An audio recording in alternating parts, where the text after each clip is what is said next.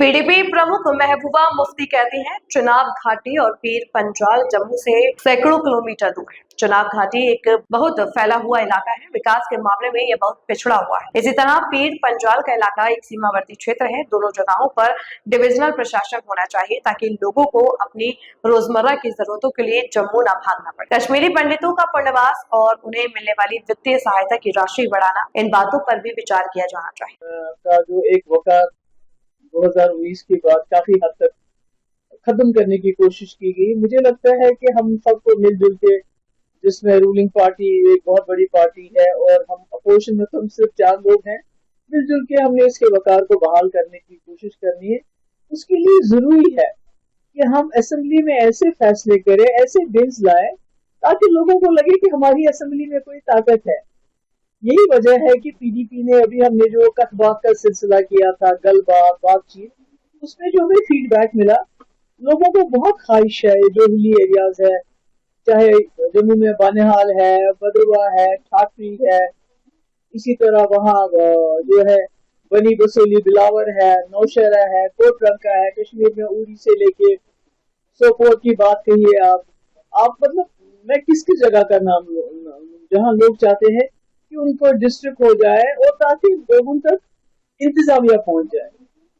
तो इसमें भूल गलाब कर वहां भी बहुत डिमांड है लोगों की कि हमें डिस्ट्रिक्ट मिलना चाहिए, में भी है, बनिहाल में भी है। तो ये हमें उसमें फीडबैक मिला जो हमने बातचीत की लोगों को। दूसरा ये था कि जो चिनाब वैली और पीर पंजाल है, ये तकरीबन देखिए जम्मू से सैकड़ों किलोमीटर दूर है। पीर पंजाल भी और चिनाब वैली इतना फैला हुआ एरिया है, इतना तरक्की के हिसाब से पिछड़ा हुआ है, सड़कें नहीं। इसी तरह पीर पंजाल का जो एरिया है वो एक मतलब वहाँ जंग बॉर्डर एरिया है, वहाँ जंग होती है। तो ऐसे में बहुत जरूरी है कि डिविजनल एडमिनिस्ट्रेशन दोनों जगह पे होनी चाहिए ताकि लोगों के जो रोजमर्रा के मसाइल के लिए उनको जम्मू ना भागना पड़े, कभी कश्मीर भागना पड़ता है, कभी जम्मू भागना पड़ता है, तो उनको अपने डोर स्टेप पे एडमिनिस्ट्रेशन मिले। ये मुझे लगता है ये सरकार को इसमें करना चाहिए। इसमें स्टेट हुड की पहले कर सकते हैं, इसमें स्टेट हुड के होने की जरूरत है। इसी तरह हमने कहा डेली वेजेस बेचारे, आपको पता है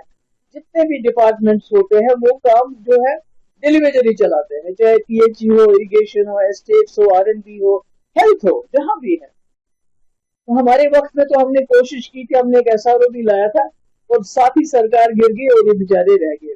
इसी तरह जैसे कोई गरीब आदमी है, 20 साल पहले 30 साल पहले उसने कई मकान बनाए हैं, 5 मरला 6 मरला 8 मरला में, तो उन बेचारों को डोजर लेके अब वो मकान गिराते हैं।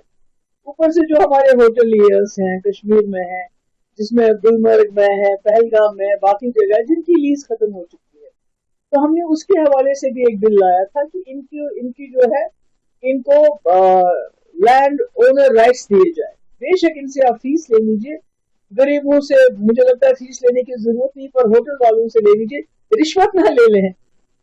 इस बिल को पास करने के लिए, लीज को बढ़ाने के लिए बैकडोर से पैसा जमा ना करें, बल्कि उनसे एक फीस ले लें जिससे सरकार को फायदा होगा, लोगों को फायदा होगा। तो ये बड़े अहम बिल है।